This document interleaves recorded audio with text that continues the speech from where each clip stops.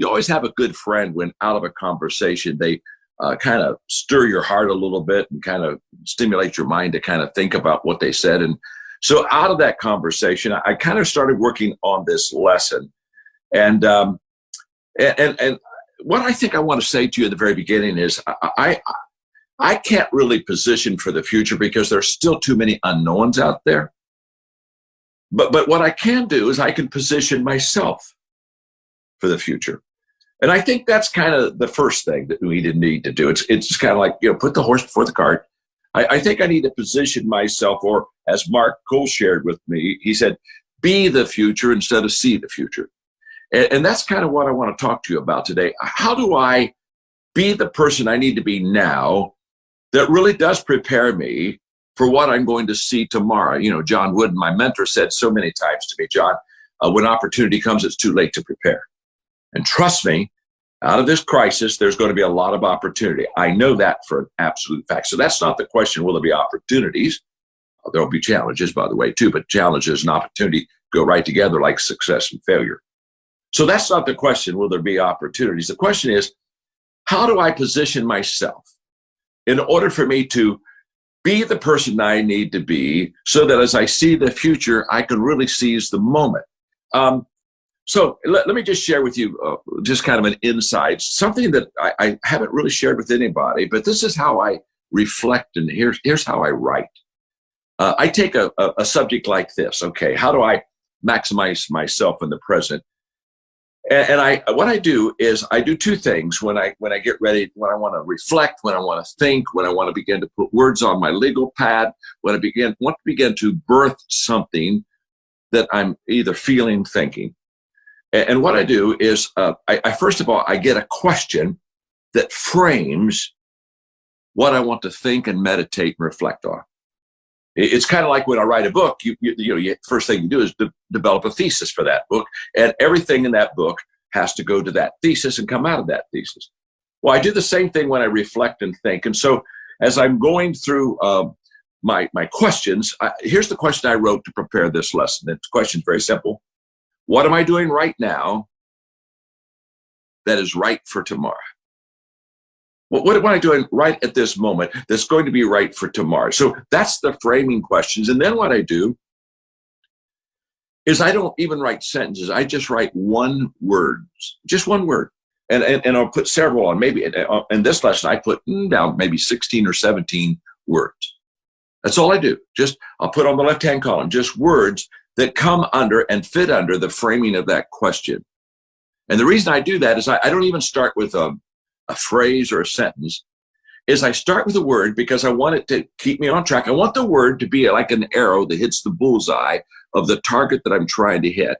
So these words are just like arrows that I'm trying to aim at the target. But here's what I do. I work the word in my mind and my heart, and I don't put a sentence down at the beginning because I don't want to get my mind going in just one direction. I just want to focus on the word and then let it begin to be, for lack of a better word, birthed within me.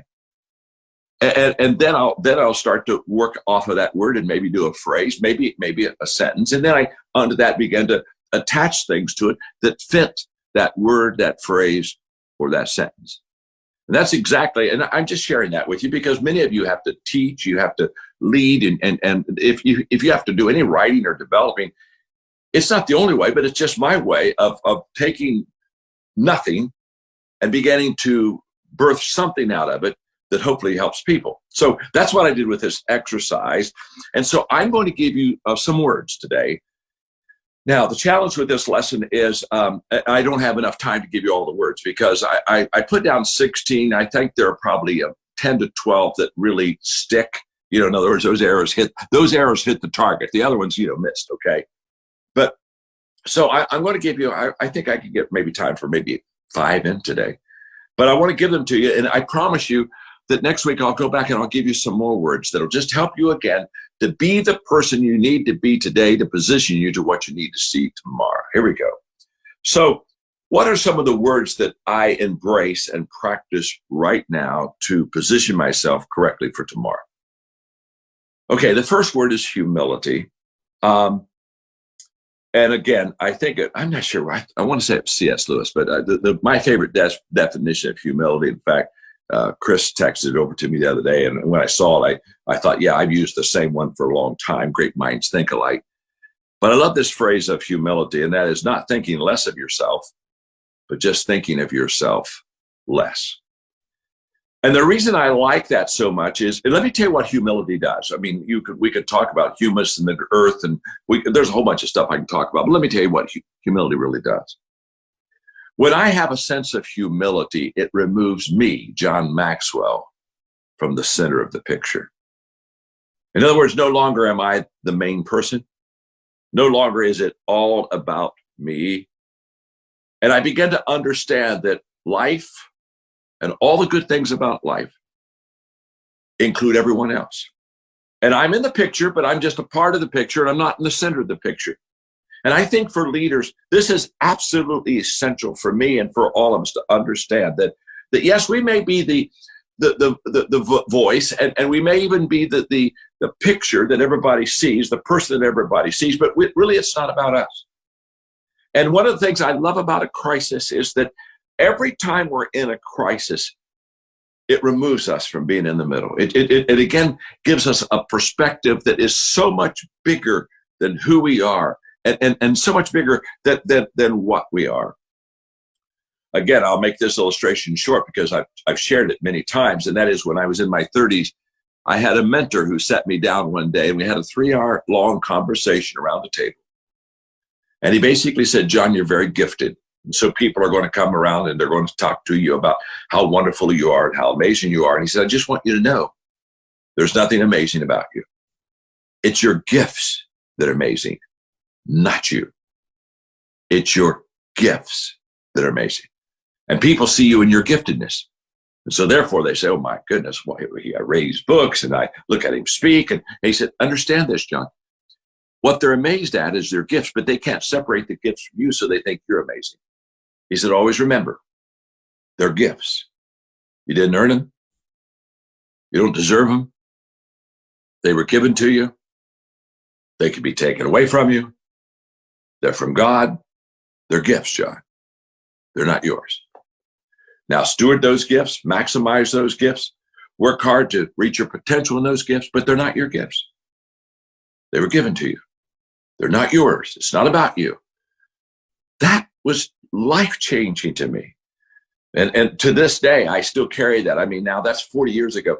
To this day, I still, when I speak at a convention with 20,000 people and everybody's on their feet giving me a standing ovation, I wave to the crowd and I give them the Maxwell smile because I'm their friend, and I'm walking off stage and I say, John, it's not about you.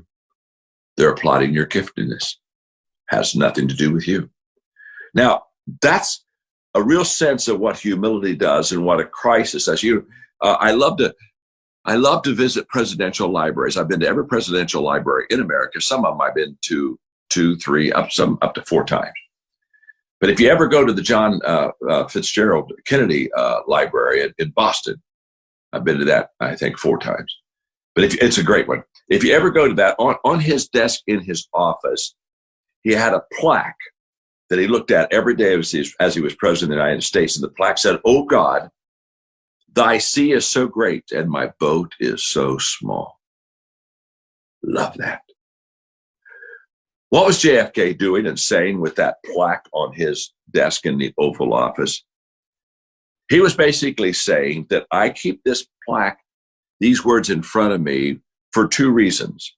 You see, the words of that plaque express awareness and dependence. And awareness in the fact that John Kennedy was aware that there were things that were much greater than he was. I mean, your sea is so big, my boat is so small. There was an awareness that there was a greater than him. And there was a dependence that he was going to have to depend upon God. He was going to have to depend on faith. He was going to have to depend on someone greater than him as a leader to get him through the process. Let me tell you what my favorite time was being an American. As I look back at my 73 years, I can point to you when I was more proud to be an American than any other time in my life. It was right after 9/11. And you remember that incredible, catastrophic event. What happened because of that crisis is we saw people come together like I have never seen people come together in America ever. And the ultimate was, again, all of Congress and Senate on the steps of Congress joining hands and singing God Bless America. And I mean, if you see politicians joining hands and crossing the aisles, you know that there's something pretty amazing happening. Now, this is what a crisis does. Don't miss this. Don't miss it. In fact, 13 days after 9/11, I was in New York City because I'd had the privilege of having part of raising $6 million for some of the victims. And so they asked me to come and they gave me a VIP tour. I mean, the smoke was still smoldering from the buildings, et cetera. And I can tell you, the humility and the humbleness of the people was not, I've been in New York all my life. And I promise you that they were incredibly touched. They understood that the answers that they thought they had and all the things that they thought they could do were all thrown out the window. They didn't have answers. They had a lot of questions. And we were removing us from the middle of the picture. I'm telling you, it's healthy when we are not in the middle of the picture. So as I'm positioning myself for the future, I want to keep that spirit of humility in my life, that it's not about me, never has been about me, it's about others.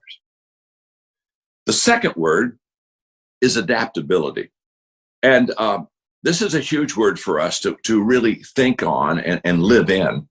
Because what crisis does is crisis move us. They always do. Everybody in America right now is moved. No one is in the position they were 2 months ago. Everybody's been moved. And what a crisis does is it presents detours in our life. In other words, pretty much we get our life on automatic, and there are just certain things we just do and routes that we travel and paths that we take. And so therefore what happens is all of a sudden we get detours and we say, oh my gosh, I can't go this way anymore. Now, here's what I want you to catch. I don't want you to miss this because this is beautiful. So we take the detour. Now we're going into new territory. What do we want to do when we're on a detour? We want to, as quickly as possible, get back to the route that we know so we can proceed to the goal that we have. That's what we want to do. Here's what I'm saying. Take advantage. Please take advantage of the detour. In fact, don't hurry back. Because you're going to see things you've never seen before. You're going to go places you've never been before.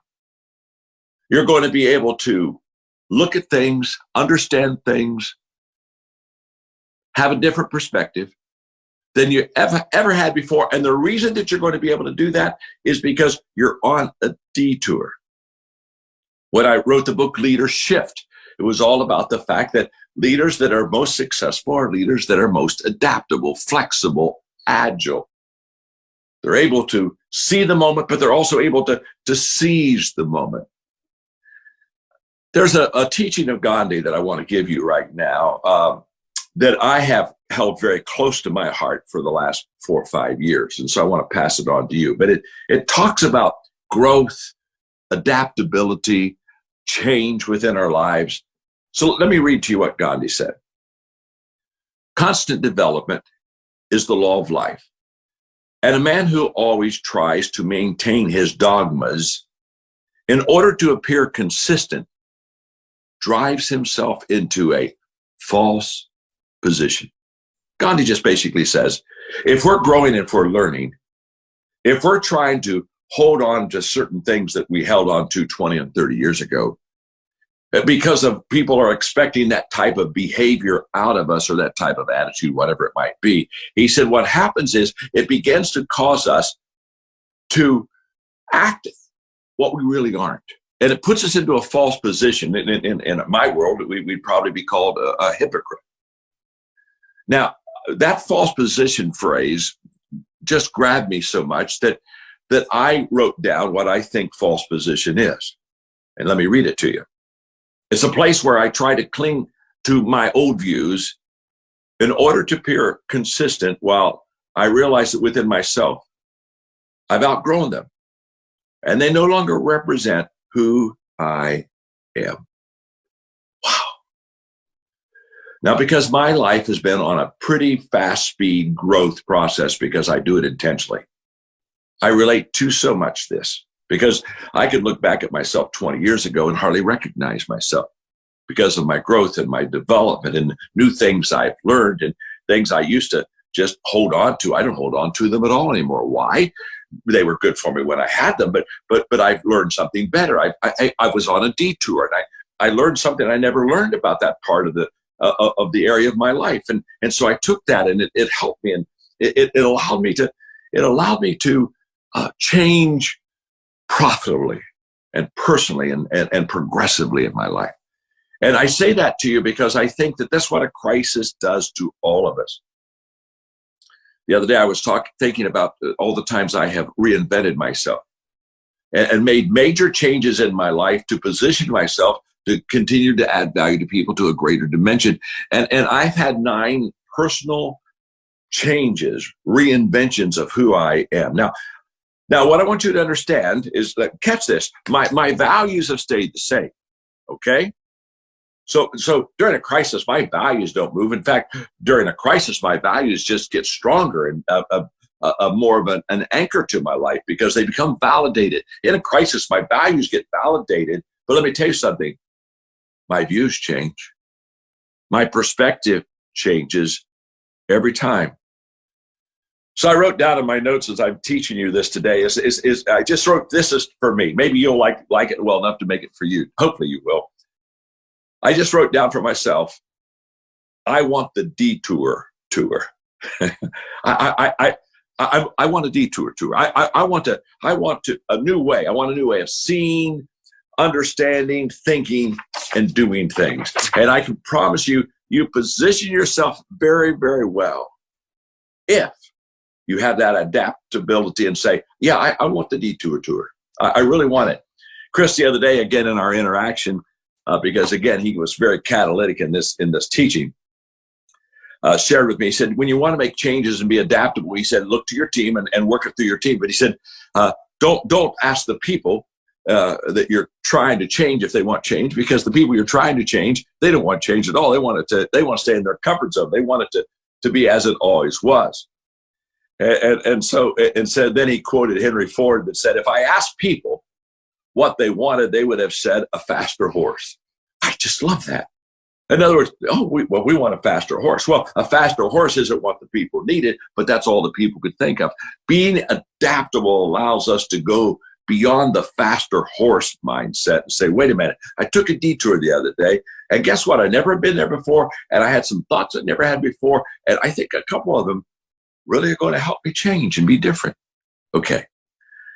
So we've had 2 words so far that really position us, I think, to be the people that we really want to be during this time: humility and adaptability. Let me give you the 3rd one: open-handedness.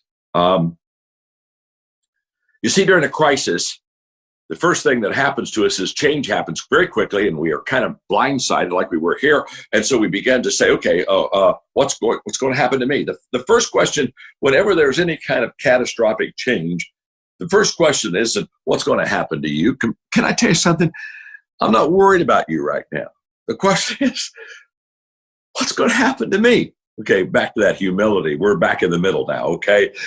We're centered. We're not off-center at all. And what's going to happen to me? And that's very natural. And what is also natural is when we ask what's going to happen to me, because we're not certain, we begin to want to hold on to what we know, hold on to what we have, and it turns in usually to I'm clinging onto this, and we get what I would consider to be a scarcity mindset. Several years ago, I was having a conversation, dinner with Mark Victor Hansen, and he taught me this concept, and it's just huge. We were at the table, and he took his hands, and he went like this, and he said, people that are closed-handed, not open-handed, closed-handed, scarcity thinking, he said what they do is they get something important to them, and they just hold on to it, and they say, I can't let it go. I've got to keep it. This is my security, and I don't want to be without it. And he said, let me tell you something about closed-handed people. He said, opportunity comes by, but I can't reach out my hand to take the opportunity that's present because my hands are closed. I don't have any room for opportunity. I don't have any room for promise. I don't have any room for possibility in my life. I'm doing this, and as long as I'm holding on to this closed-handed, I can't receive what's best for me. And then he said, this is the way we're supposed to live. Just open-handed. When my hand is open, if something comes by me that is beautiful or wonderful, immediately I can take it. Now, why can I take it? Because I'm open-handed.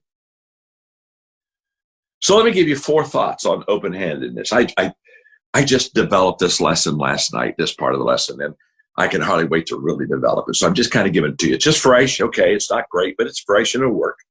And by the way, take it, make it better. That's what I do. I give people stuff and I expect them to go do something better with it than what I gave it to them. I wish they'd just bring it back on the better so that I can have the good too. But anyway, here we go. 4 thoughts on open-handedness. The first thought are these 2 words, sowing strategy. Okay, we're talking about sowing seed now, okay? Sowing strategy. Here's what my sowing strategy is to keep open-handed. Sow good every day, but sow more good on difficult days. And then when I say sow good every day, what I'm saying is always sow every day, always sow. Robert Louis Stevens said, I judge the success of my day by the seeds I sow, not by the harvest I reap. So what I'm talking about now is sow every day. That's it. But during difficult days, now this is timing. During crisis, during the coronavirus, right now, sow even more. Because you see, timing gives you your big ROI. Always does. That's why if you're the first to help, you stand out above all the rest that help. The first to help stands above all the rest to help. Why? Because you were the first on the scene. Timing is essential. So in sowing and being open-handed in receiving, so in that process of sowing, just do it every day. But when it gets tough, really do it. Okay, that's huge. Okay, the next 2 thoughts on open-handedness are what I would call just the benefits of being open-handed, having an open-handed life versus a closed-handed life. The first thought is what I call the washing hands practice, and it's very simple. Very simple. When the right hand washes the left hand, guess what? The right hand gets clean too. See the moment that I bring my hands together and I say, okay, I need to wash my left hand. So I take my right and I'm washing it. It's not just a win for the left hand, it's a win for the right hand. It's a win-win. And that's what open-handedness always is. It's a win-win. People that aren't open-handed, they think that they're going to lose it and never get a return. So they close and hold on, and because they close and hold on, they don't get all those opportunities. They become a reservoir, not a river. Here's the second kind of benefit of open-handedness. It's the candle principle, okay? And the candle principle just simply says, we cannot hold a candle to light another person's path without having our path lit also. It's just a fact. If I'm holding a candle for you to help you in your path, guess what? My path is being lit also with the candle. So when I share the candle, when I wash my hands, there's a benefit win-win. Again, I mentioned briefly that this is Mark Cole's 20th anniversary of being with the John Maxwell Enterprise. And Mark has done that. He's been the right hand who's washed the hands of all of us, and his hands have been washed too. He's been the holder of the candle that's lit the path, and his path has been lit also. And he's a beautiful example of when you serve, when you give, when you're generous. It all comes back to you. One more perspective truth, and that is, and this is a perspective truth, that is how we view things is how we do things. So the scarcity mindset, the closed, okay, not open-handed, but closed-hand, the closed-handed mindset, basically when it looks at something or someone that's needy, kind of looks in their hand a little bit, peeks in there and says, what can I spare? I don't know. Do I have anything that I can spare? Where an open hand, what can I share? World of difference. It's Ella Wilcox's poem. There's two kind of people. There are two kind of people on earth, I say. There's two kinds of people. The one who lifts and the one who leans. And basically she asked in that poem, who lifts and who leans. Wow, that's huge. Who's lifting? Who's leaning? If you're lifting, you're open-handed. You're helping people. You know, Chris Hodges, again, because he's with me and interacting with me on this lesson, and it, you know, has that huge, incredible congregation in Birmingham, Alabama. And when the coronavirus hit, they said, okay, hey, we won't be using our parking lot for church services. We can't gather that way, so we're going to use our parking lot and let it out, let the information out, and we'll test for the coronavirus. And they became the biggest testing site in Alabama. I think in maybe 2 or 3 days, 2,000 people were tested. And then he was talking to me the other day, and this is all open-handed. This is why he's so incredibly blessed, because he has an open-handed mindset. He said, you know, the Red Cross, which has the vehicle, it has the resources to help people, but he said, John, he said, you know, they lack buildings and they lack volunteers. And guess what I have? I've got buildings, I got volunteers. So that we gave them all of our buildings, and we took our people and said, we'll be volunteers for the Red Cross. And it's just absolutely amazing it's happening. And what he does, if you watch him online on Sundays, is he shows, what he does is he shows all the things they're doing in the Birmingham area to add value and to help people, and all the community projects they're involved in. And he said, you know, our online giving, it's up. It's higher than it's ever been before. Well, of course it's up, because people are seeing he's open-handed. He's passing it on to others. It's absolutely huge. Okay, let's go on. Words to practice that position us well, so that we could be the person we need to be, so that when we see what we need to see, it matches. The fourth word is discussion. Huge word, discussion. And why I love this word is because to position yourself, the best thing to do is to get around other people and have conversations and discussions that allow you to learn from each other. I can still remember a couple of years ago on an executive summary call with the CEO, I think at the second largest software company in the world. And so we were talking about, I was asking him some leadership questions. One of the questions I asked him is, I said, what is your greatest growth tool? I mean, of all the things you do to grow yourself, what is the one that just kind of helps you to grow more than any other? And he shared with me discussions. And basically what he said is, I get a group of people, about 6 of us, and we spend an evening together, usually discussing a subject. And then he gave me a blueprint. I'm passing it on to you right now. He said, basically, here are the guidelines for the discussion. Pick a subject. Make sure, he said, that you have everybody on the same level. And what he said with that I thought was very interesting. He said, John, please understand, I'm just talking now. I'm not trying to be unkind, but he said, John, you got to make sure you got people on your level of thinking, and people that are dealing with your level of issues. If you quote, bring somebody that is lesser than that, they'll just drag the discussion down, because they haven't traveled where you are, and so they're not aware of what you know. And so therefore, for everything that you're wanting to discuss, they've got 7 questions. So he said, you got to make sure that you've got them pretty much all on the same level as far as what we do and how we think and our success, et cetera. Everyone on the same level. He said, everyone contributes. He said, it's absolutely a guideline. Everybody throws their hat in the ring. And he said, why? Is because we're looking for different perspectives. He said, you got to have everybody contribute so you get different perspectives. Number 4, he said, everyone increases everyone. In other words, what we do is, when somebody throws something out on the table, he said, somebody else adds to it. He said, we're always trying to put the cherry on the top of what somebody said. So we're expanding the thinking, the ideas. He said, number 4, he said, everyone takes action on the subject that's discussed. When we leave, we can say, okay, what's your game plan? What are you going to do with what we talked about tonight? I think it was Peter Drucker who said, you can't have meetings and accomplish something at the same time. So he said, the question I got is very simple. He said, are you having meetings or are you getting work done? And then he said, the only ones that get invited back are the ones who are applying and growing from it and contributing. He said, then we bring them back. And he said, I've got about 6 now. He said, that are just trusted colleagues. And he said, when we get together, he said, my greatest growth time is iron sharpening iron. We're all at the table. We're all pointed on, and we're putting gasoline on each other's ideas and just getting them bigger and better in the whole process. In my book, Thinking for a Change, I talk about that kind of thinking. It's called shared thinking. If you've got a good idea and I have a good idea, if I hold it to myself, I just have one good idea. If we share, we have two good ideas. But what happens is the moment that we share, the magic happens.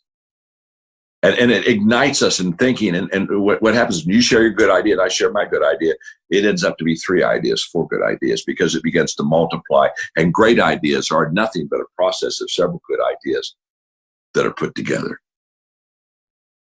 Wow. In my book that again, Setting the Manuscript Today, I'll Change Your World.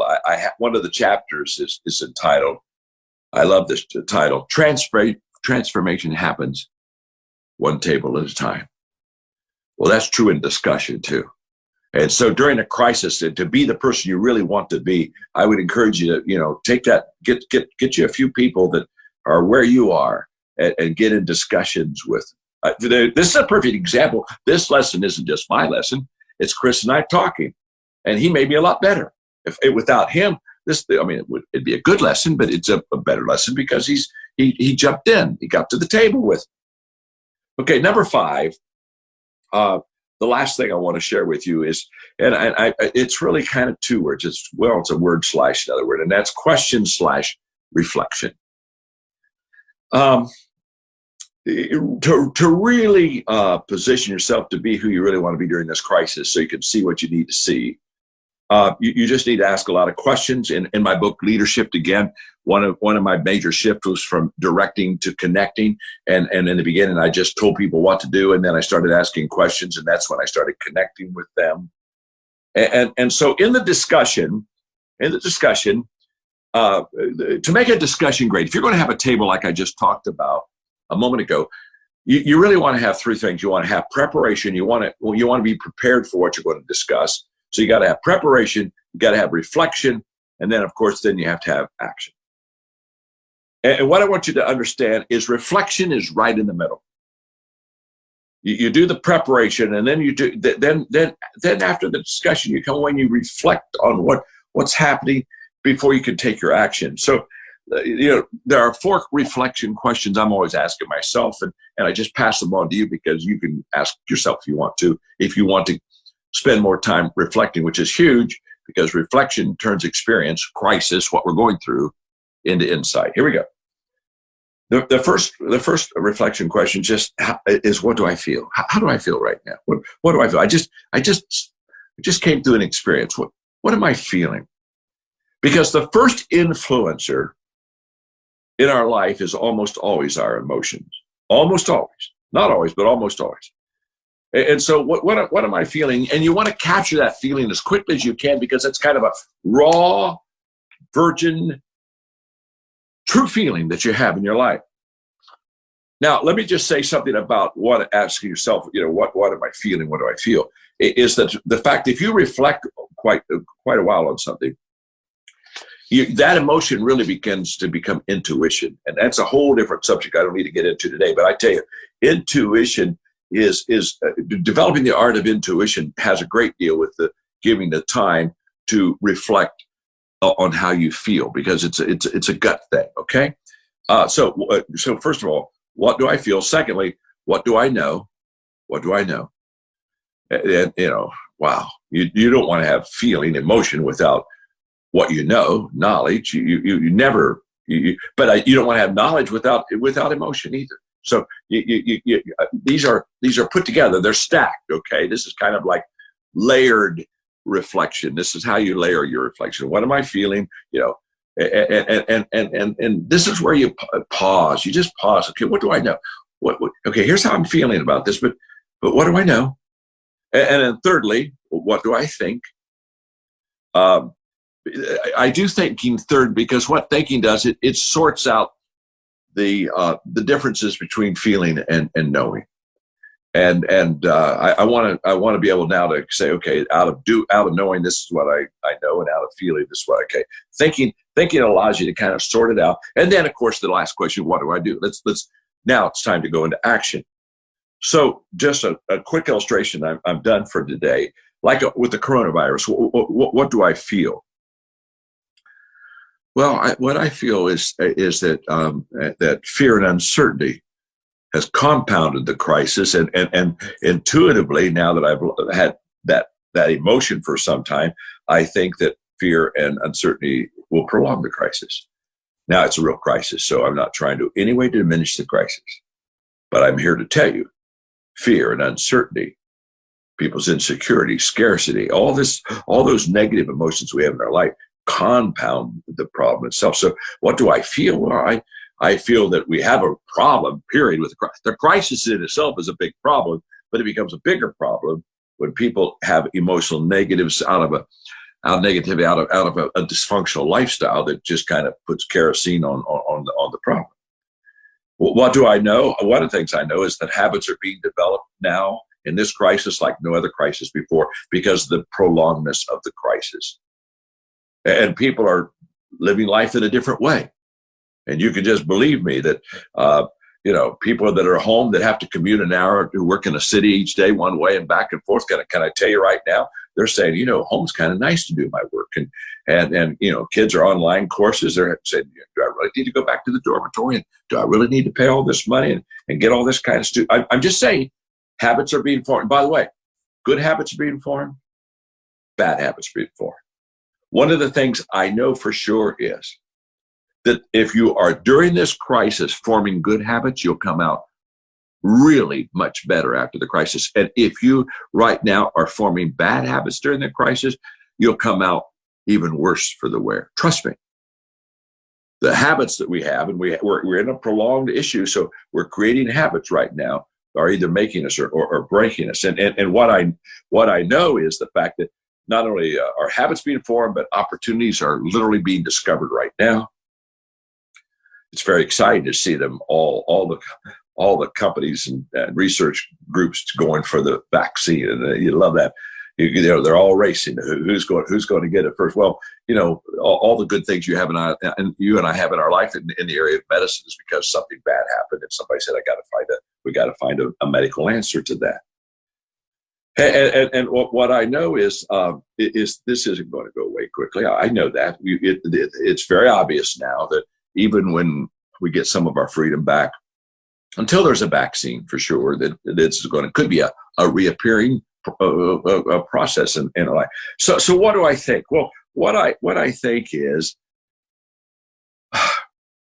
that there's a dividing line between those who do well and those who don't do well.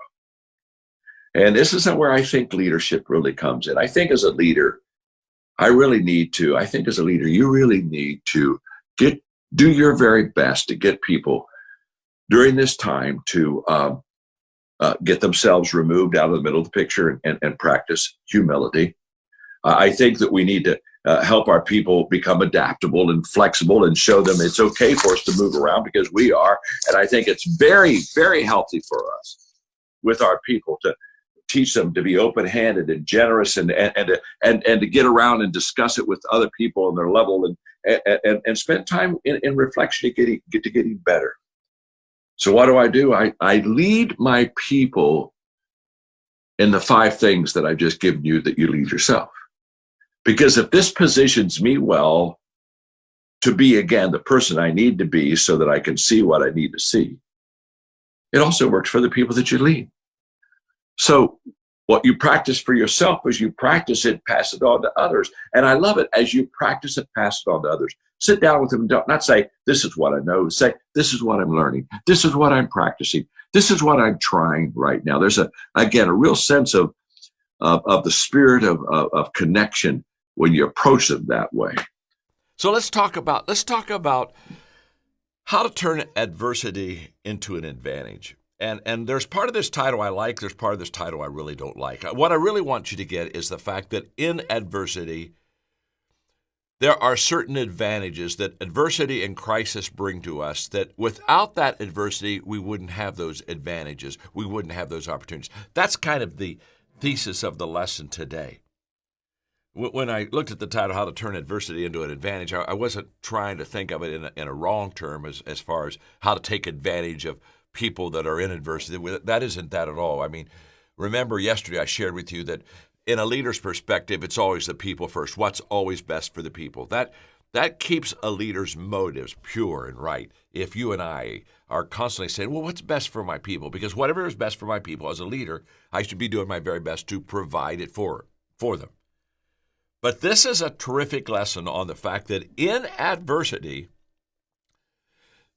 if we have the right perspective, and this is a lesson on perspective, trust me.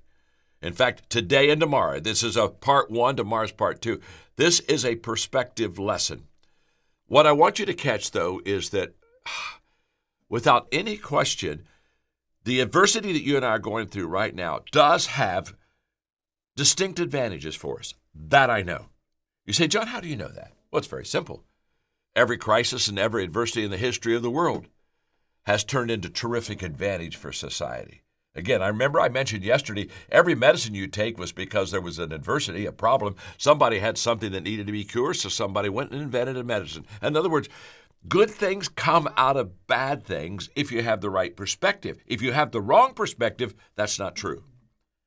So this lesson is on how do I take the adversity and gain some advantage out of it for myself, for my family, for my community, for others. And when I go to perspective, here's the quote: how we view things is how we do things.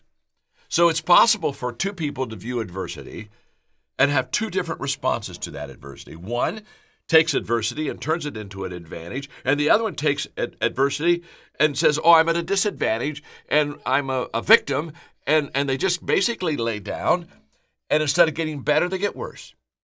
Same adversity, same situation, two total different responses. Now, the responses are based upon a person's perspective. Let me give you an example. Albert Einstein, here was a brilliant fellow. Albert Einstein said this: in the middle of difficulty lies opportunity. Now, I've loved that statement for quite some time, and I share it with you because I think there's something very interesting in what Albert Einstein said. He said it was in the middle. In the middle. In fact, when I put that quote in here, I capitalized all the letters on middle. In the middle of difficulty lies opportunity. You know what Einstein was saying? He's saying you have got to get into the crisis. You have got to get into the middle of the problem before you see how to get opportunity out of it. Because at the beginning, we don't understand how deep the problem's going to be. It doesn't affect us enough to take away our options so that all of a sudden we get desperate for an answer. It's not at the end. If by the end we haven't seen opportunity, to be honest with you, we just passed it. The door was back in the middle. But in the middle of difficulty, adversity, crisis, that's where Albert Einstein said, that's where we find opportunity. It's that type of thinking, perspective for you and me that I want to talk about because trust me on this, if we have the right perspective, we're going to find that to be very true. Now, let me give you an example. Now, this is a business example. Some of you are in the business world, some of you are not. So let me just give you this one because I read it just the other day, and it fits the business community. So if you've got a team, if you've got an organization, you got a big company, small company, whatever. This comes out of Forbes, and when I was going through and reading this, the thing that really grabbed my attention was the headlines. It said the coronavirus crisis is creating problems, but it is also creating tremendous opportunities. This comes out of Forbes. And so then they gave an example, and the example they gave there I know pretty well, and they gave the example of the Ford Motor Company, and the Ford Motor Company, if you go back about 12 years, had quite a few years consecutive of poor performance. They were in a recession, and they needed to finance. In fact, they were so desperate that Bill Ford, the father of the whole Ford clan, basically sat down and had to talk them into collateralizing and the blue Ford Oval. The thing that's most precious to Ford is that brand, that trademark. And they literally had to take that and use it for collateral to borrow money to get themselves financially in a position where they could maybe upright themselves. And then they also brought in Alan Malawi, brought in an outsider, a terrific leader. And if you know the story, It's an incredible story. It's a story of an amazing turnaround, maybe the most amazing corporate turnaround in this century. But what I want you to see is it was only in the adversity, the heavy crisis. I mean, what would make the Ford family say, okay, we're going to use this incredible trademark as collateral to borrow money? I mean, that's the last thing in the world they wanted to give up. But can I tell you something? A crisis will make you do things that you wouldn't do without the crisis. Let me just stop and talk to you for a moment. You and I both know in our heart that there are some changes we won't make unless we have to make them. Now, I speak for myself. In my life, there have been a few times I just didn't want to make the change until all the other options were stripped away from me, and one day I looked at myself and said, I've got to make the change. Well, it happened for the Ford Motor Company, and in this Forbes article, it then put 3 things on the advantages of a crisis. And I give this to you quickly because this is in the business field. I'm getting ready to come to you in the personal way, so stay right with me. Here's what Forbes said. First of all, a crisis changes the balance of risk and reward. And they so clearly wrote the fact that during normal circumstances and situations, we don't risk a lot. We enjoy where we are, and the tendency always is for us to stay put, not make a lot of changes. And the fear of failure overrules the risk issue. So we basically stay the same, but what happens is in a crisis, all of a sudden it helps us realize that we have to change. All of a sudden, what was kind of optional, should we change, becomes a command. We have to change. Why? Because we're in deep weeds. And so basically Forbes was saying if you have a business, if you have a team, whatever, that there are perhaps some things in your life that you've just held pat that you should have let go a long time ago, and you're going to risk more during a crisis. And they said that was good. Number 2, and I love this because it's so true, a crisis increases our focus. You see, every organization has what I would call competing priorities and conflicting priorities. Some priorities that just conflict with where you're really wanting to go, and then you have some that internally compete with what you're trying to accomplish. And so what happens is there's a lot of activity in an organization that isn't necessarily accomplishment. But what does a crisis do? We immediately begin to eliminate all of the things that are not totally essential in our business. In other words, we begin to cut. We begin to look and say, what do I have to have versus what was nice to have?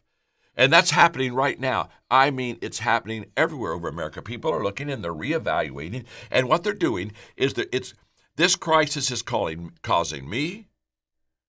I mean, I could give you a lot of personal examples in my life that I'm just saying, okay, I now have to focus on not what is wonderful, what is nice, what I would like to be included in. I have to focus on one thing, what's essential. Everything else falls aside. There's a terrific benefit in business when you begin to get rid of conflicting or competing priorities. Major difference. And say, okay, we've just got to stay with the main thing. We got to make the main thing, like Covey says, the main thing. So, as Forbes was pointing out, so good, it basically a crisis gets us to take more risk. Crisis increases our focus. And number 3, what it does is it identifies leaders. Because what do leaders do during a crisis? They stand up and they stand out. You see, you can't manage your way out of a crisis. You have to lead your way. If you could manage your way, there would be small incremental changes that you can control and feel comfortable with that you would begin to allow in your life that would get you out of the issue. And that isn't going to get you out of a crisis. All of a sudden, you've got to have somebody stand up and say, wait, I'm going to lead my way out. I'm going to get creative in my thinking. I'm going to get bold in my decision making. Wow. Now, here's what I want you to see in business or in your personal life. Einstein was right. It's in the middle of the difficulty where the opportunity begins to show itself. I could give you all kinds of examples of what I can sense as a leader that's beginning to happen. Now, I don't have the back end. I don't have the whole story. I'm looking at a picture that's not complete. But let me just give you an example. What's happened in the education world? Well, what's happened in the education world is all the kids got home.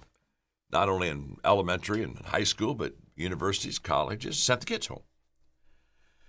We got to have our social distancing. And by the way, I think that was a very wise decision. I think right now, social distancing is probably the most important thing we can do to cut this out and probably, hopefully, get some answers and move on with their life. But now, so what are the kids doing?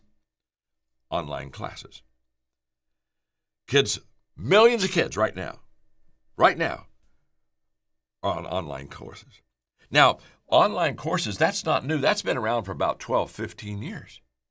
And there has been a slow, steady increase of students taking online courses.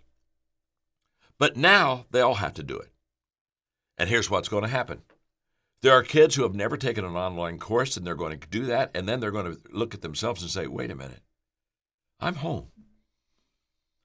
I can be in surroundings that are familiar to me. I don't have to go back to college if I don't want to. I can get a degree online. Now, I'm not advocating that. I'm just saying I can guarantee you, I promise you, that there are a bunch of students that are all of a sudden going to see that there's another way to get their education. I'm not even saying it's a better way, but I'm just saying crisis causes change. And I will tell you, that steady increase in online kind of classes, after this, it's going to be like that. It's just going to increase. Why? Because a lot of kids who have never done it before tested it and said, oh, this kind of works for me. I think in the business community, when people are working from home, I think it's going to change the work environment. I really do. I'm not saying it's pro or con. It doesn't matter. What I'm wanting you to see is that crisis causes you and I to make changes that we would never make if we didn't have the crisis. The way I prefer it is to say crisis bumps us out of our comfort zone into our creative zone. That's a great statement. Crisis bumps us. In fact, if I don't get the bump, I won't get out of my comfort zone. It's the bump that gets me out of my comfort zone into the creative zone. Okay, now that's business. Okay, so for you that have organizations, teams, companies, whatever, hopefully that helps you. The rest of this lesson today and the lesson tomorrow is going to be in a very personal way from me to you. And it's going to be applicable to you personally. It's going to be applicable to your family. It's going to be applicable to all of your friends. But it's going to be just one-on-one. And I'm going to just tell you, there are some major advantages that we're going to receive out of the adversity that we're now going through. And by the way, one more thought.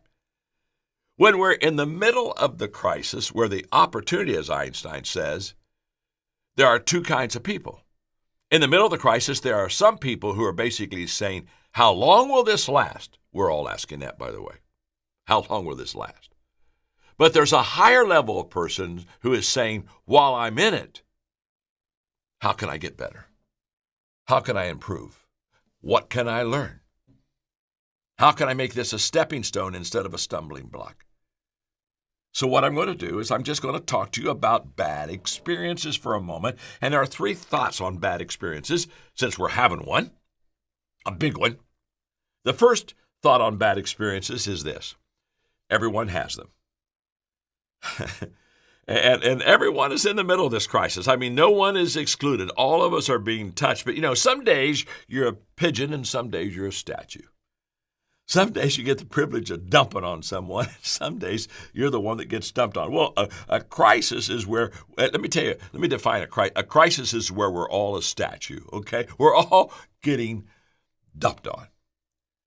I can think back to 2008. When the economic recession really hit us. And as a speaker, I said, wow, I've got to help people. Again, that's what a leader does. The moment there's a problem, first thought of a leader, got to help people. And so I thought, okay, how can I help people? And I remember sitting down in my office at home, While speaking engagements and everything was canceling and everything was kind of going south, and I developed a teaching, a lecture, and it became a huge popular lecture for the next 3 to 4 years, and that is how to do good things when things are all so bad. How do you do good things? And it got out that I was going to have a teaching that how do you do good things when things are so bad?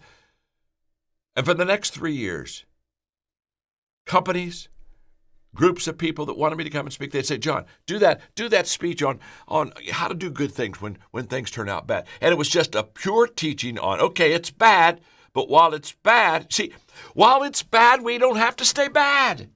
This is the point. While it's bad, we can say, what good thing can I do? What good thing can I learn? Wow. That's perspective. That's the difference. And for 3 years, I literally went around the world, not only around the country, around the world, talking about how to do good things when things are so bad. Why? Because it gave a message of positive application and hope.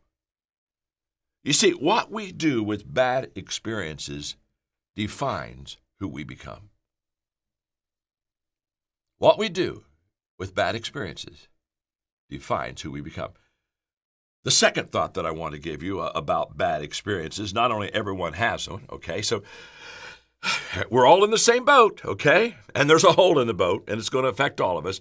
Number two, no one likes bad experiences. I have never met a person who comes to me and says, you know what, John, I think I'm the most happy and fulfilled during a crisis.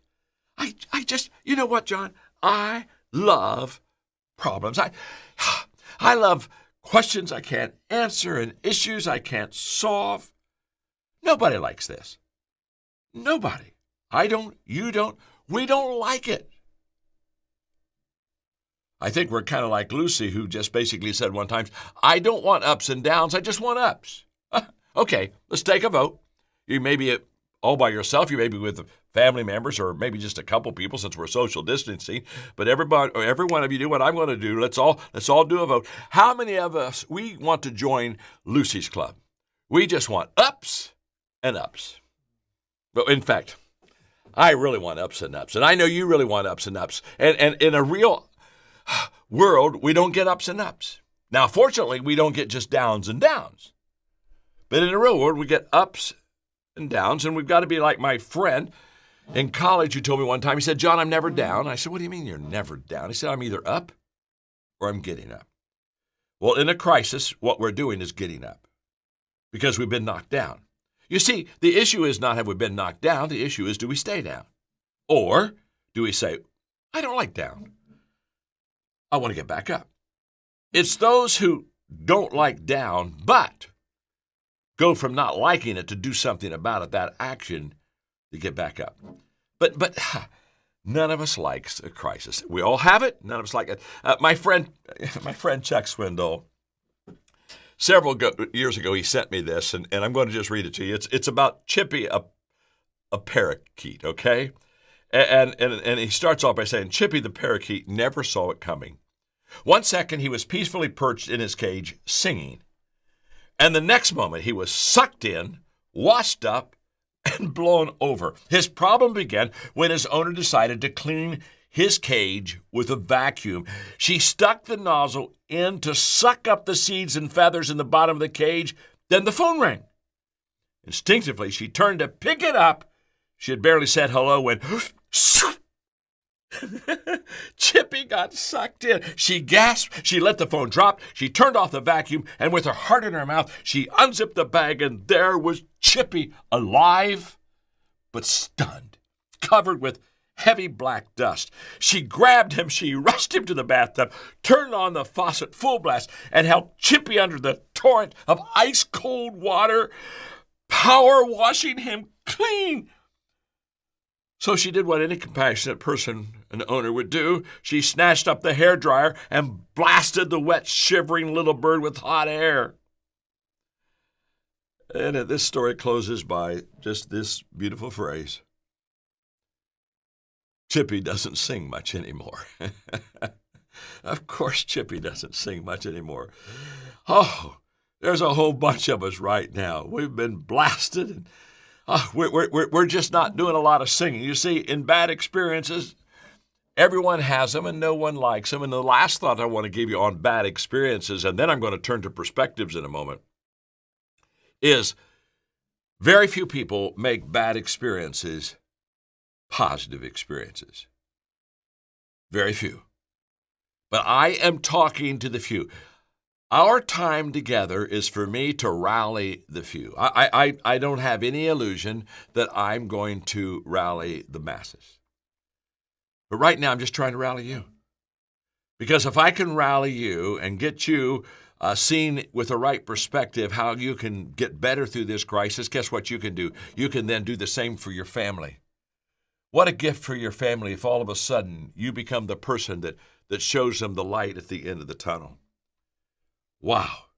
That's why Warren Lester said, success in life comes from not holding a good hand, but in playing a poor hand well.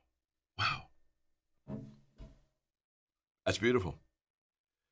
You see, everything's changed for me. I shared with you yesterday on leading through a crisis that, I literally had dozens of speaking engagements that have been canceled, and the one that I wanted to help everybody, but one really, really, really hurt. Wow, I'd had the opportunity late April to go to the Vatican, and I had an invitation by Pope Francis to do 3 days of teaching with him on what I called a master class with the Pope on leadership.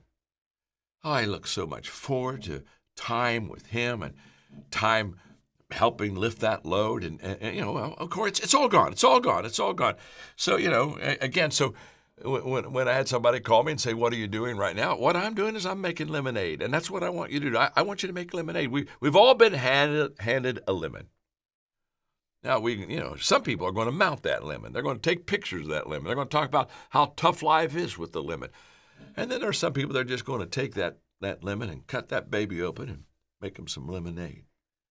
In fact, say to yourself, again, you may be by yourself. If you're not by yourself, say to someone beside you, say to someone right now, I'm making lemonade.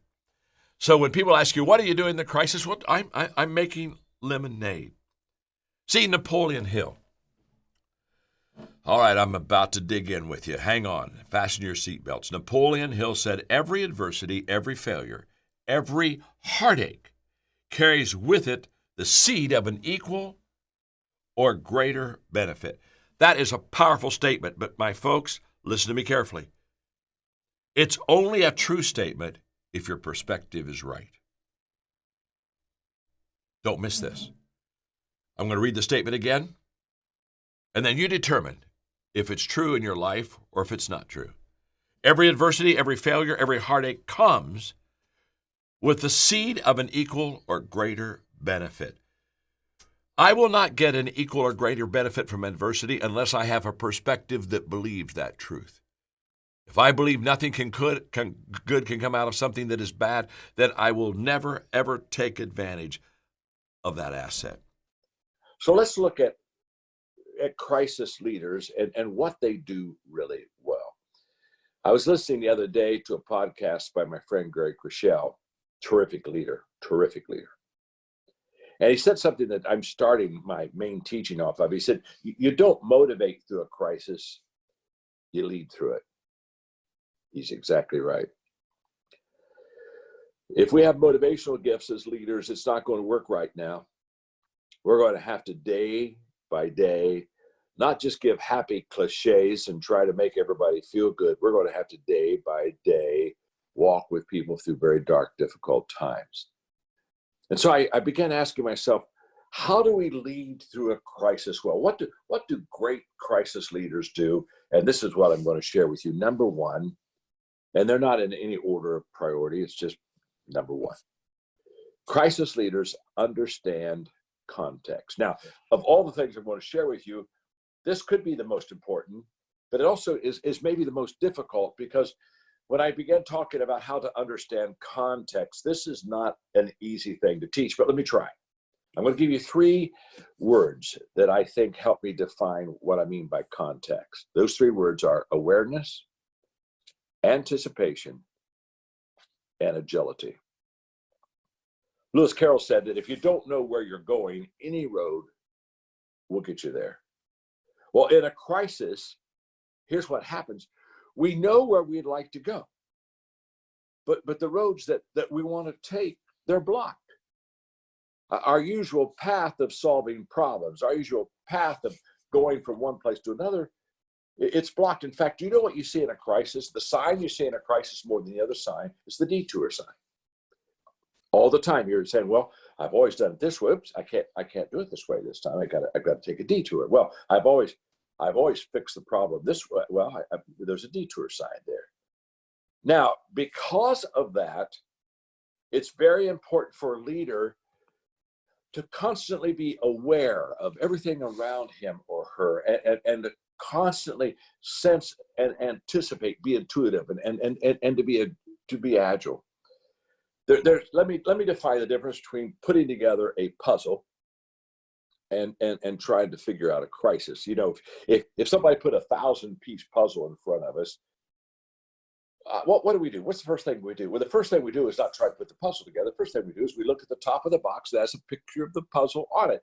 And the picture of what we're trying to achieve through putting the pieces together is before us. It's clear. And what do? As we're putting the pieces together, we keep looking at the picture in the puzzle because it tells us what to connect and what makes sense. And the picture is our North Star. It's our guide that helps us put the puzzle together. So a puzzle, here's what happens. You see the clear picture and then you begin.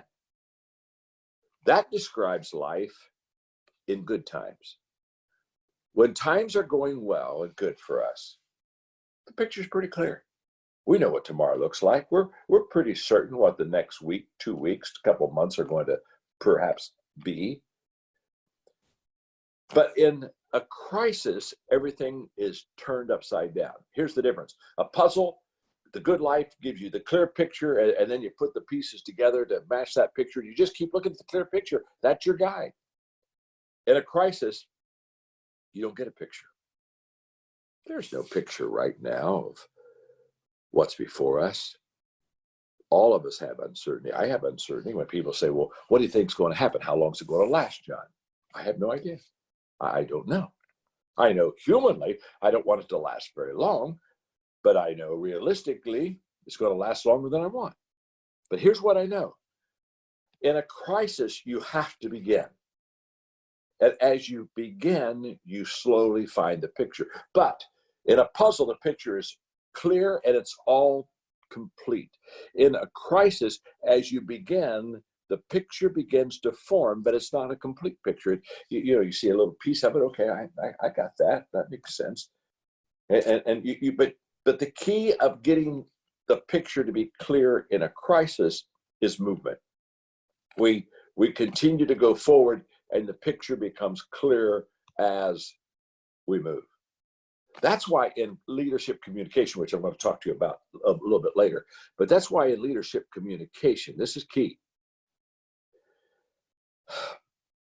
When you sit down and talk to your people, basically your communication as a leader is something like this. Our next step is to take the next step. We aren't able to give 5 steps out. We don't know 5 steps out. And we constantly are saying, well, let me say, what we do now is what we can do now. Several years ago, I was, when I wrote the 21 Irrefutable Laws of Leadership, the generals asked me if I would, of the armed services, asked me if I would spend a day with them, working with them through the 21 Laws of Leadership. And I said I would be glad to do that. And it was a great experience to be with them. And they shared with me, they said, John, if you'll give us a day on the 21 Laws of Leadership, we promise you that there's going to be some good things happen. And so I did it. And the good thing that they said would happen was the fact that they said, we're going to let you get up in an F-16 plane and you're going to get a fly in one. And oh my gosh, that was huge. And so I went over to Jacksonville where we were going to do the flying, and I had a couple of hours of testing, and they took me out to my plane and had my name on it. It was the generals had done me well, and my pilot I mean, this is beautiful. My pilot's name is Buck. I mean, this is just the way it should be. They put Top Gun music on as we're kind of working our way out to take off. And one of the things that day, I spent the day with Buck, not only flying, it was an incredible experience, but afterwards we had some time together. And in spending my time with him in that process, he's told me that fighter pilots think in terms when they're out there and they're working and they're doing things. Fighter pilots think in terms of what they call the OODA loop, OODA. And those four letters stand for observe, options, decide, and then act.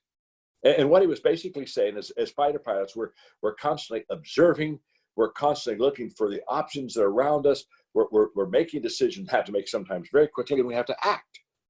And when he was telling me that, that's the best way I can talk about context leadership. It's the fact that we're always observing, we're always looking at the options we have, and we hold the decisions and the actions to the last possible moment so that we can get the clearest picture. So I would like to give you 3 contextual words. I've already mentioned them, but I'd like to take just a little bit longer now to drill them home. The first one is awareness. And awareness is all about openness. It's all about understanding, looking around, understanding all the things that are happening right now, and you begin to integrate them into your leadership mind, into your leadership heart, and you begin to put all those voices that you're hearing. You're hearing a lot of voices, and by the way, you're asking for a lot of voices. You're wanting your leadership team to talk to you. You want their perspective, you want their thoughts, you want their opinions. But contextual leadership is the fact that I just don't buy into one thought or one opinion or one perspective, but I hear them all, and I'm probably going to integrate them. And it's not going to be just one voice that I heard or one perspective that I thought was perhaps good. It's going to be a blending of all of them. But to be honest with you, one of my frustrations with TV media is the fact that so much of it is just from one perspective, and you know, it's not complete. It's not mature. Contextual leadership is the ability to see the big picture and hear many voices, but integrate them in such a way that you have one voice. Okay, that's hard to explain. I hope I did a decent job with you. The second word, anticipating, that's all about trusting your intuition. And during a crisis, you should trust your intuition more than any other time, because you have to be intuitive, because you don't have all the time the facts before you, the picture clear before you. And I tell leaders all the time, especially gifted leaders, the edge that they have is that they have a sense of intuitiveness and they have a sense of timing. And those are both absolutely huge. So, you know, when I'm contextualized as a leader, I'm aware of everything that's happening. I'm intuitive, and as I'm aware, I'm listening to what I sense and feel within me. And then agility is the last word, which means that I'm able to be flexible. I'm able to change direction. That yes, I have plan A, but I also have plan B. And I tell you, during a crisis, you better have plan C, you better have plan D. E's going to help, and maybe if you can get an F and a G, you're going to even be better off. So great leaders, crisis leaders, what they do really well is they not only see the big picture, but they use the whole picture to be integrated into who they are and what they know about leadership in such a way that when they lead with a maturity, a fullness that really covers what needs to be covered in leadership. That's number one. That's crisis leaders do that well. The second thing crisis leaders do well is they embrace good values. In fact, crisis leaders lead by values, not by pressure.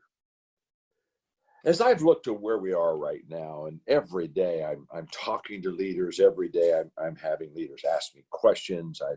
I've did a mentoring call earlier with a few hundred leaders today. And one of the things that's very obvious to me, and I'm sure it's obvious to you, is there's a great amount of fear. during this crisis. And let me just say this. This is a very severe crisis. A lot of bad things are happening. So in no way do I want to diminish the seriousness of this crisis. And I certainly don't want to diminish at all the fact that there are people dying. And this is not an easy time for any of us. Having said that, I ask myself, why is fear so dominant also? Because I happen to believe that fear makes a crisis much more severe. In fact, I know that for a fact. So however severe this crisis is, the fear that we have and the fears that people have, I can promise you, it's going to increase the crisis and make it worse. So the question is, why is fear so dominant? And I think that there are, as I've studied and reflected, there are two reasons. Number one is we live in a dysfunctional culture, no doubt about that. But as I speak of the dysfunctional culture that we live in, we live in two generations of dysfunction now. So when we had a first generation of dysfunctional behavior in people, it didn't get into the leadership world so much. But in a second generation, now you have leaders who've grown up in dysfunction themselves. So the good news is they have some leadership qualities. The bad news almost always is they don't have the emotional stability and strength to always lead well. So fear is, I think, rampant because of this dysfunctional culture. And the second thing I think about fear is the fact that we've lost our way. We've lost our values. And because we've lost our values, which are anchors, they're pillars in your life and my life, because we have either lost our values or we have lost good values. Because of that, we're having a lot of fear. Let me illustrate. George Barna came out with an interesting article recently on the values that people have today. And I don't have all of them in here, but I'm going to give you 9 very quickly. Acceptance, comfort, control, entertainment, entitlement, experiences, expression, freedom, and happiness. Now, those are the values of today. And when I looked at the values of today and I look at the crisis that we're in, I think, oh, we're in trouble. I mean, if your value is comfort, you're in trouble. There's nothing comfortable about quarantines. If your value is control, this one's completely out of control. If your value is, I just want to be entertained, well, we lost most of our entertainment opportunities. We can't even go out. And if it's entitlement, another value today, well, I'm just entitled to what I have. Well, can I tell you something? What you have is being taken away from you, and it's being taken away from me right now. And if your value is freedom, well, we're kind of losing that in this crisis. And if it's happiness, there's a whole bunch of people that aren't too happy. Now all I'm just saying to you is, if these are the values that Barna says we have today, no wonder there's a lot of fear. No wonder there's a lot of unhappy people, because most of the values that people have today, wow, they're not good, solid values. Let me just compare that with solid values. And I understand this because in our John Maxwell Enterprises, we have the privilege of bringing transformation to countries invited by presidents and leaders of the country. And we do it through teaching values in what we call transformation tables, small round tables. Now compare the values of comfort, control, entertainment, entitlement, happiness with these solid values: attitude, courage, responsibility, commitment, integrity, humility, hope, gratitude, kindness, perseverance, teamwork, self-regulation. Now, let me tell you something. Just as we were putting a lot of red check marks about the attitude or the values of people today that aren't going to last in the crisis, you could put a check mark beside every one of those values, and they will be an asset, not a liability in the crisis. You see, moral courage is doing the right thing in face of your fears. But when you have good values and you're bigger on the inside than you are on the outside, it allows you to do exactly that, to do the right thing in the very face of your fears. Do we have fear? Of course we have fear. I have fear. Everyone has fear. There's no such thing as a person that's fearless. I mean, if they're disillusioned if they are. They're delusional if they are. But this issue of having moral courage and doing the right thing in spite of fear, it's all based on values. And one of the reasons that fear factor is heavy right now is because of that we've kind of lost our way in values, and we've emotionally become quite a bit dysfunctional. But good crisis leaders, they embrace good values. Pat Lencioni, I heard him on a podcast the other day, and he has a new book called Motives. And he said something very interesting. He said there are two reasons people lead. And I found that interesting because I'm always asking people why you want to be a leader. He said there are some that lead because of the reward that they're going to get through leadership, and there are some that lead because of the responsibility they feel about leadership. Well, if I'm leading because of the reward, it's all about me. And if I'm leading over responsibility because of responsibility, it's all about serving you, putting you first. And what values do for us is values hold us stable and help us to be responsible in our leadership. Okay, here's the statement that I wrote down in my notes that I want to give you because I think it's just good. Be the leader for others that you wish that you had. And I know what kind of leader you wish you would have. The kind of leader you wish you have, the kind of leader I want to have are leaders that value people, that put the people first. That's a fact. So let's go on. The third thing that crisis leaders do is they communicate effectively.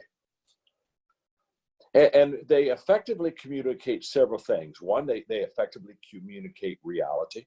Max Dupree said the first responsibility of a leader is to define a reality. And what I found is that when I'm talking about me now, when I argue with reality, I lose 100% of the time. I always lose because reality is truth. Now, let me just say something about leading with reality. When we think of a leader that's a realistic leader or leads with reality, we normally say, well, this is a leader who can help us face difficult times. And we connect reality with hardship and bad times. That's not necessarily reality. I can give you reality that I think to an extent could be comforting. For example, I can tell you that the crisis we have, although this is a severe crisis, it's not the worst crisis that we've had. Not at all. It's not even the worst flu crisis we have. Just go back to the 1918, the Spanish flu. Millions of people died with that. I can give you reality. This is just as realistic as can be. We're going to get through this crisis. Yes, we are. You say, oh, John, how can you know that? Because history tells me that. History tells me that men and women have gone through worse crisis than they are going through right now, and they got through it. So as a leader, if I'm going to communicate effectively, I'm going to have some realism in my communication. And secondly, I'm going to communicate frequently. And why is that? Is because in a crisis, things are changing all the time. I was doing some mentoring to Mark Cole, our CEO of the John Maxwell Enterprises, who does such a great job. And I said, Mark, one of the things that you're going to have to make sure our people know constantly is that as you lead today, tomorrow you may have to lead a little differently. Because the changes are coming so quickly that there are some changes that we don't know until we see them. And then all of a sudden we say, okay, now I have to adjust. Again, I have to be agile.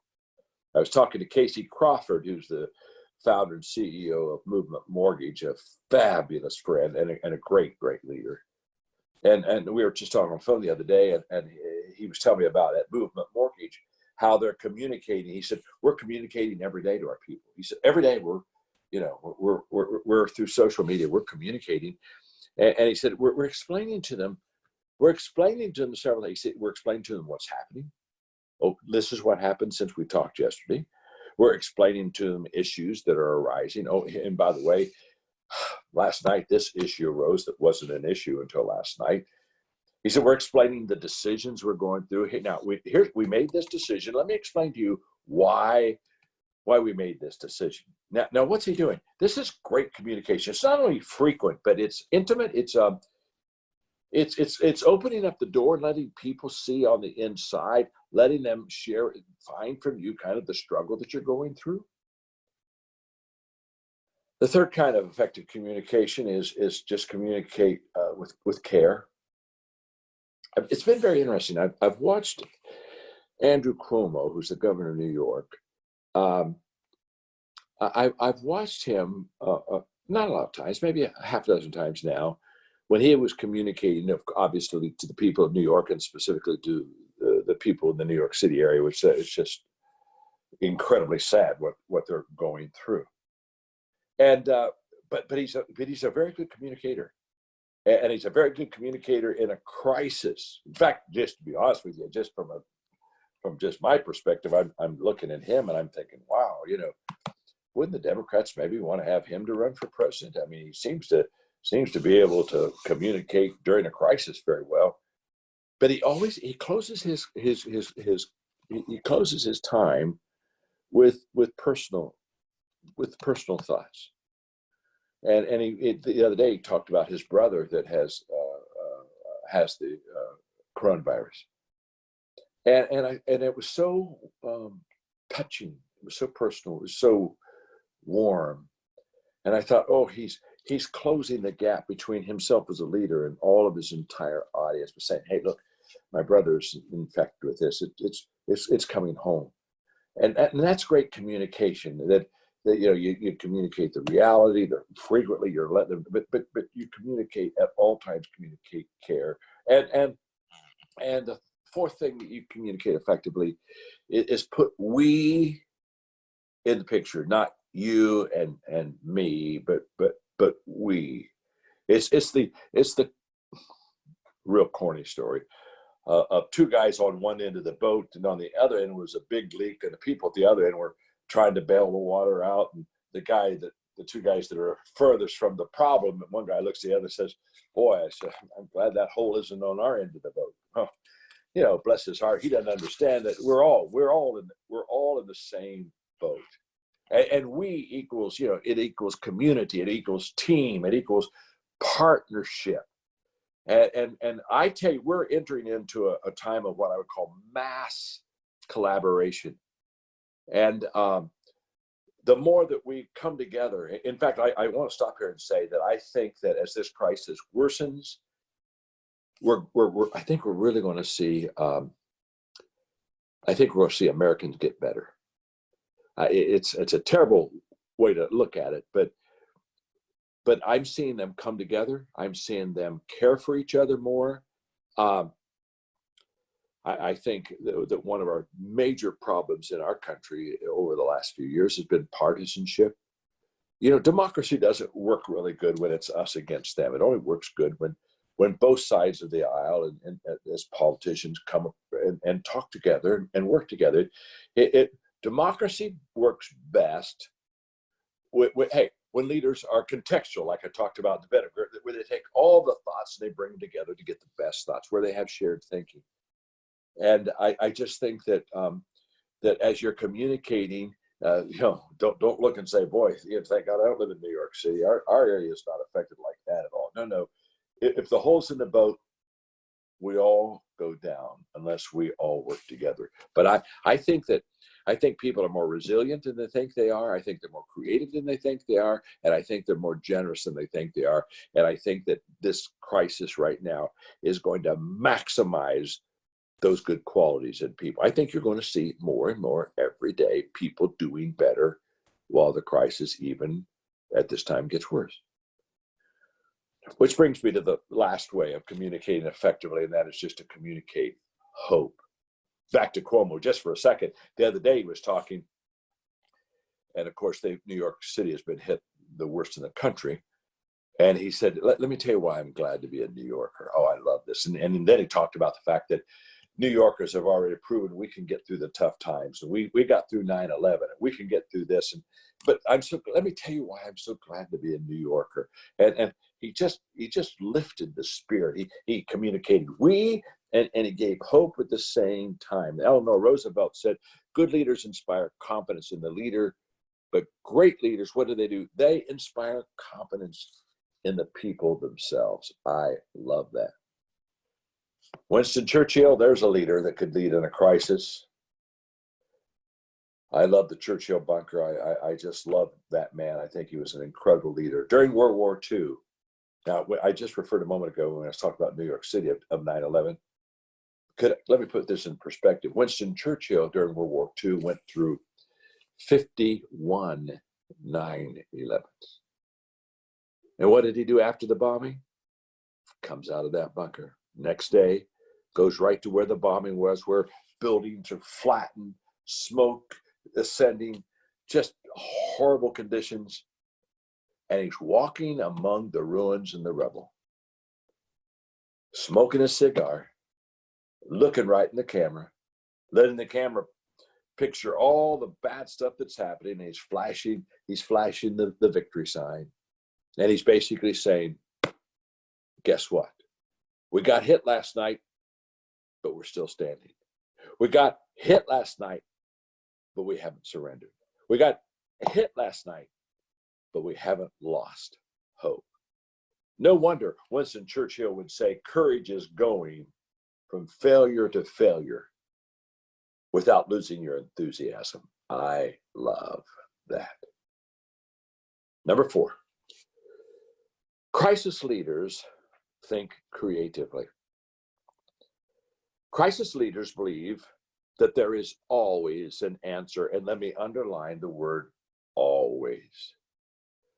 You see, we all have fear. I have fear, you have fear. That there's no such thing as a fearless person. But let me just describe the difference between good fear and bad fear. You see, if I have a good fear, in other words, I fear what's happening around me, and I see what's happening, it's not positive. If I have a good fear, it causes me to prepare. If I have a bad fear, it causes me to avoid. Those two fears are poles apart.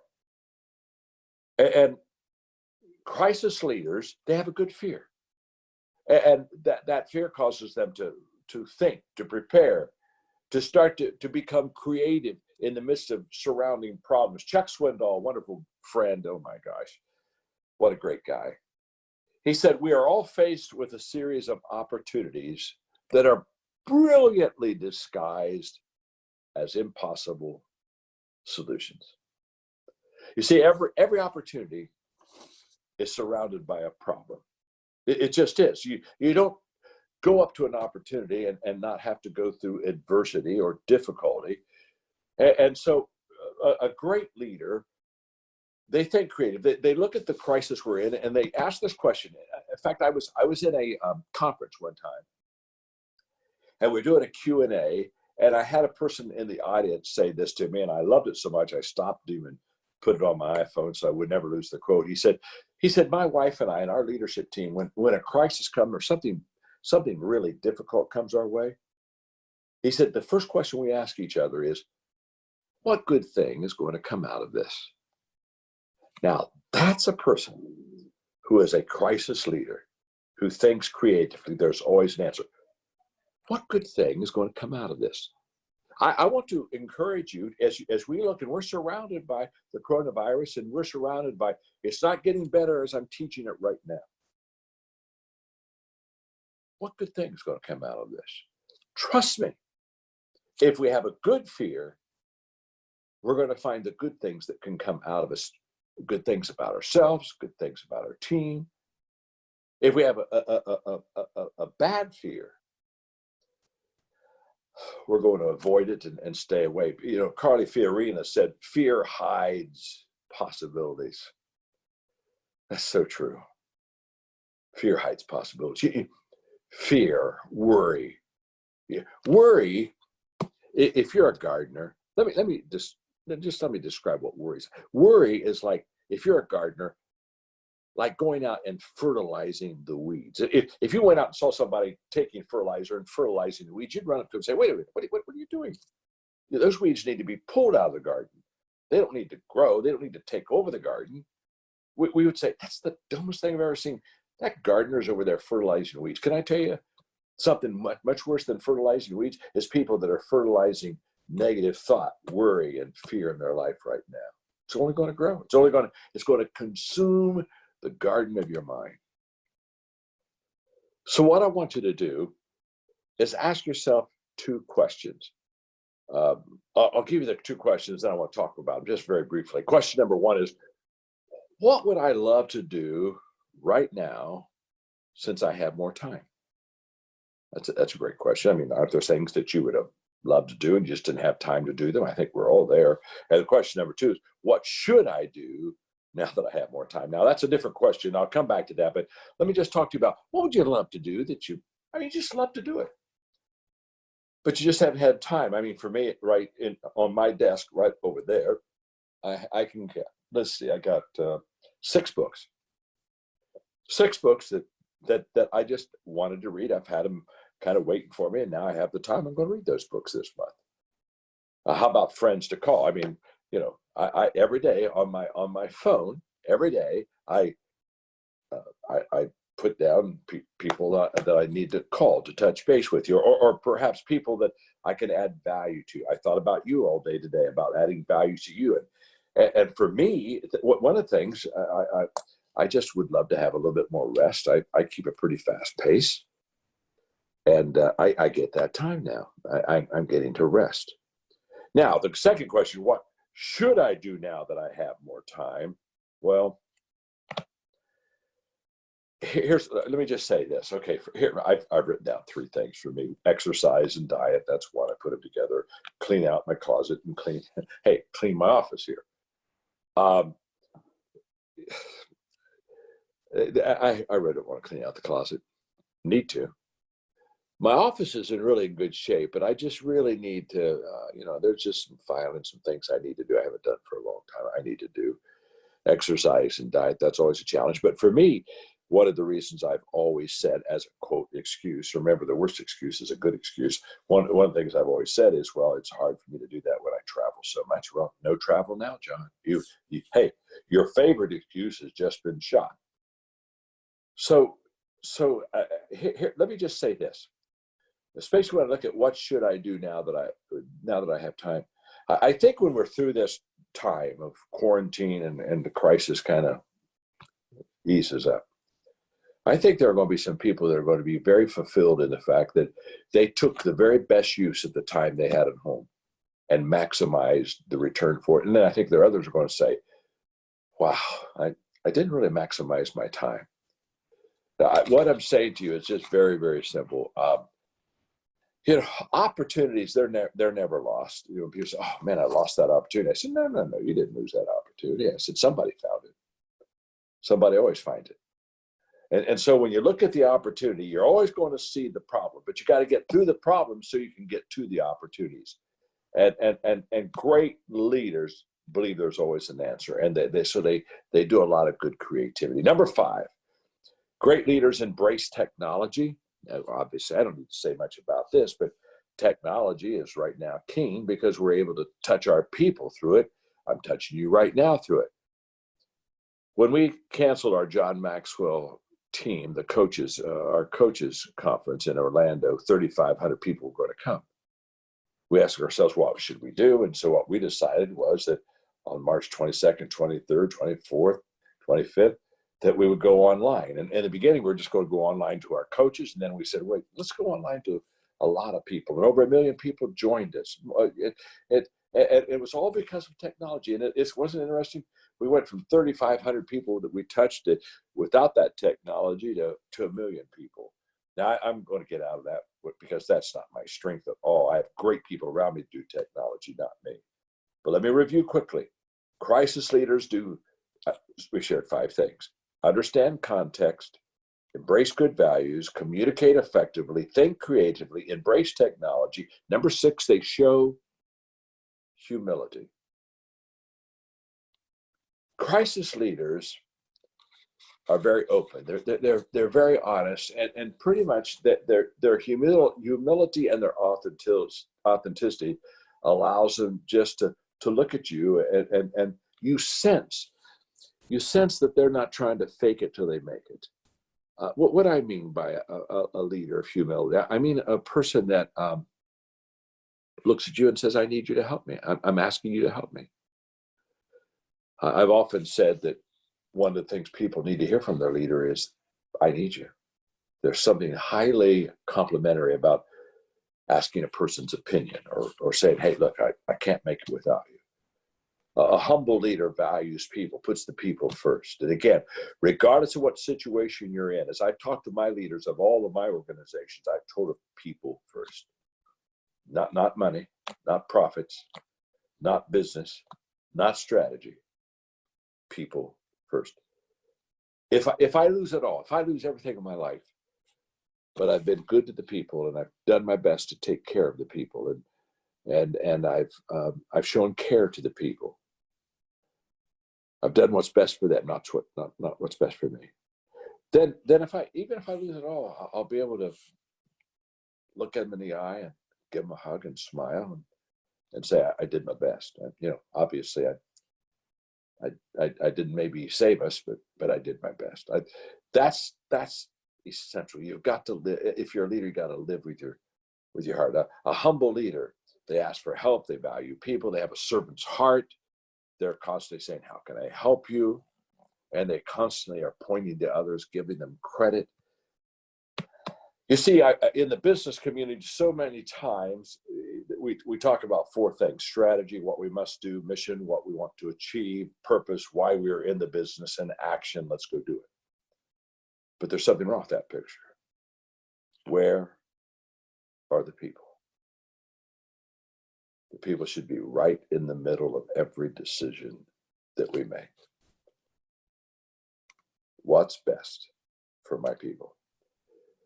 The last thing I want to share with you on crisis leadership is those who do well in a crisis, they focus on constructive change. I shared with you early in the lesson that crisis moves us. And the question was, does it move us forward? Does it move us backward? Are we getting better? Are we getting worse? Which way are we going? You see, crisis causes huge distraction. And what leaders do is leaders work hard. Distraction means I lost my way. I lost focus. Distraction has in it that word traction. And distraction means to pull away. Traction means to gather and to pull forward. And what leaders do is leaders during a crisis do their very best to get people back on track. One of the things I've done for 40 plus years is I've had what I call learning lunches, where every month I take someone to lunch that's bigger, better, faster, smarter, more successful than me. I don't even have lunch. I just buy their lunch and I ask them 7 questions. These lessons and these lunches have been invaluable to my personal development and growth. One of the questions I ask them is what's the most important lesson that you've ever learned in your life? I love that question. And when they give me the answer, I've asked it hundreds of times. And when they give me the answer of where they got the most important lesson in life, they don't give me the same lesson, but they go to the same place in their life. Every time, 100%, when I said, what's the most important lesson you ever learned? 100% of the time, they'll go and they'll take me to a very dark period of their life. Failures, mistakes, problems, adversity. They'll take me to a deep valley in their life, and they will share with me that was in that very difficult experience that they learned the most important lesson they've ever learned. I've never one time had somebody say, well, the most important lesson I ever learned was when I was on top of the mountain and everything was going incredibly well. I was making a lot of money and the business was growing. I've never one time had them tell me that's where the most important lesson they learned. Listen to me, my friend. My name is John. I'm your friend. Wisdom is always extracted from adversity.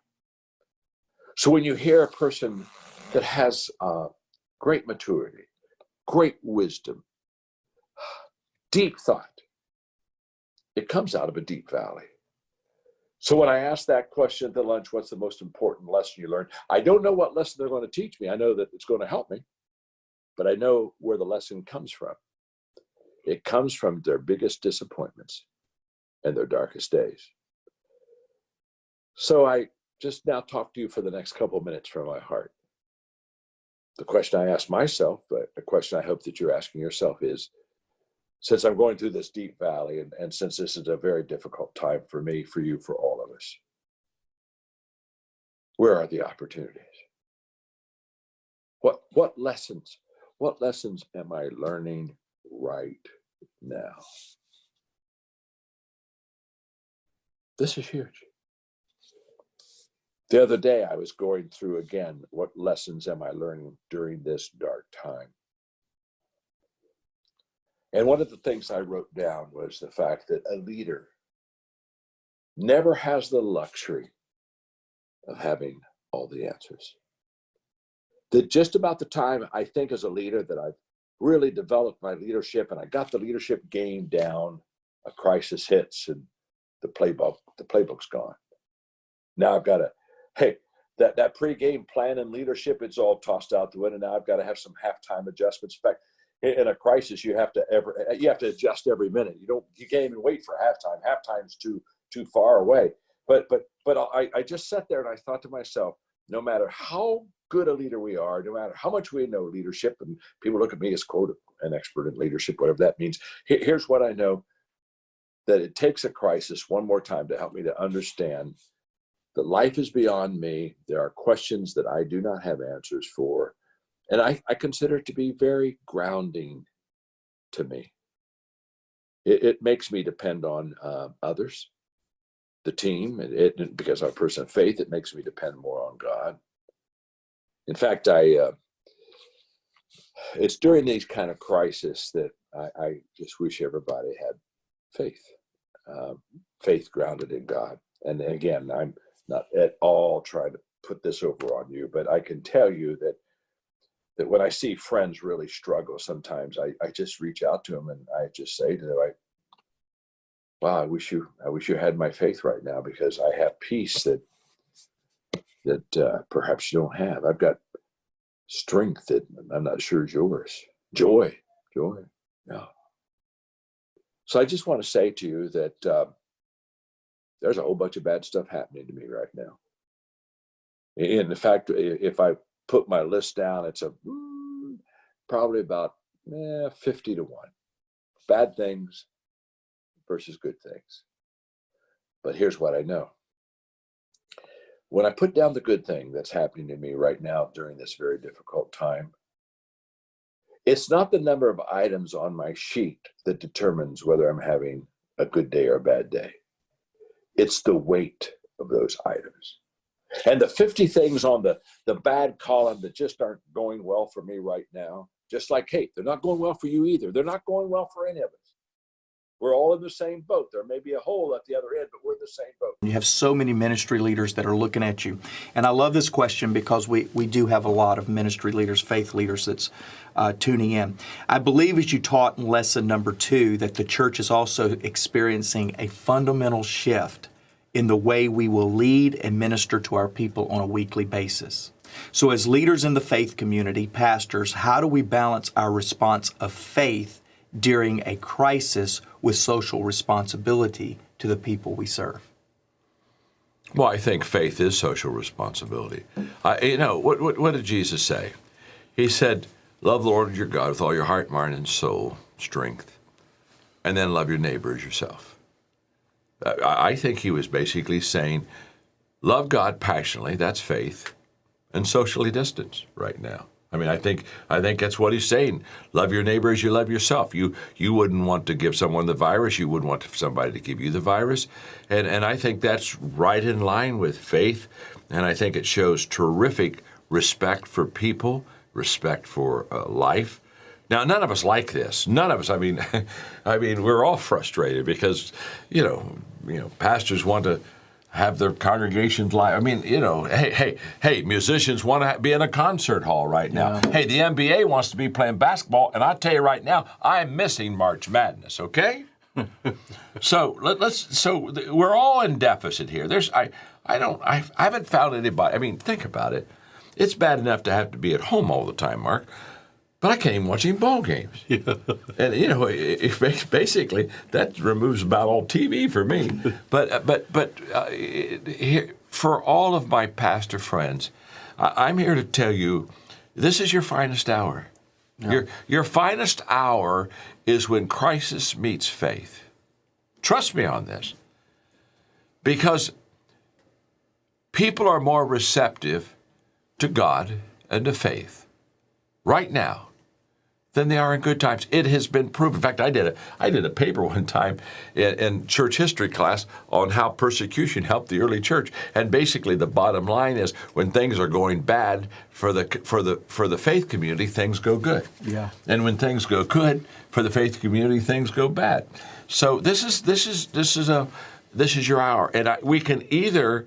Pastors, we could either be moaning the fact that we can't congregate our people together, or we can be saying, okay, what am I going to do now through social media, through these mediums that we have? What am I going to do now to help people I've never been able to help and to touch people I've never been able to? So, what did our friend Chris Hodges do? This was huge. So we're great. One of the most influential pastors in America is Chris Hodges, a friend of John and myself, and he is on our board. He's on our board of Equip, John Maxwell Leadership Foundation. Can't do church. He sent us a picture of his parking lot. Oh, it was on. We were getting ready for this. It was Monday or Sunday, I guess, and they sent us a picture. And his parking lot was more full, perhaps, than it's ever been, because his church decided, since we can't bring a worship experience to bring them, let's bring a service experience to them. And they're doing drive-through testing of the coronavirus in their church parking lot. Beautiful. He sent us this picture, and there were tons of people in his church parking lot. We just thought that was beautiful. Well, that's what faith is all about, right there. I love that. That's leadership. That's creative leadership. And by the way, once Chris does that, another good idea will come to you. Again, what you've got to do is you've got to take action to get creativity.